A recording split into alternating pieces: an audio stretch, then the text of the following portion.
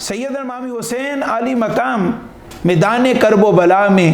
جس طرح انہوں نے اپنے وطن کو قربان کیا، اپنی چاہتوں کو قربان کیا، اپنے آرام اور سکون کو قربان کیا اور میدان کرب و بلا کو آباد کیا، اور پھر میدان کرب و بلا کے اندر آ کر اپنے کمال ہمت کے ساتھ، کمال شجاعت کے ساتھ، کمال پامردی کے ساتھ آپ نے اپنے شیر خوار بچوں کا نذرانہ اللہ اور اس کے رسول کی بارگاہ میں پیش کیا، اس دین متین کی عظمت اور سربلندی کے لیے اپنے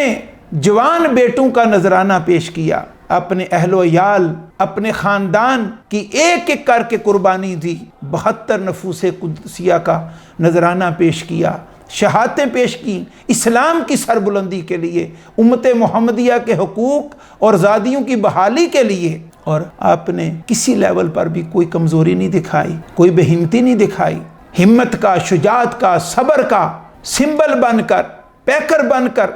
اب ہر مشکل کا سامنا کرتے رہے، یہاں تک کہ حق اور سچ کے لیے اپنا سر بھی تن سے جدا کروا لیا۔ قیامت تک اہل ایمان اور اقوام عالم کو پیغام دیا کہ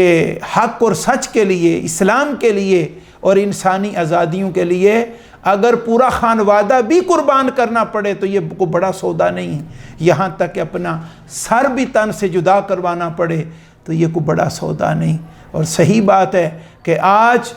1500 سال گزرنے کو ہیں، شرق سے غرب تک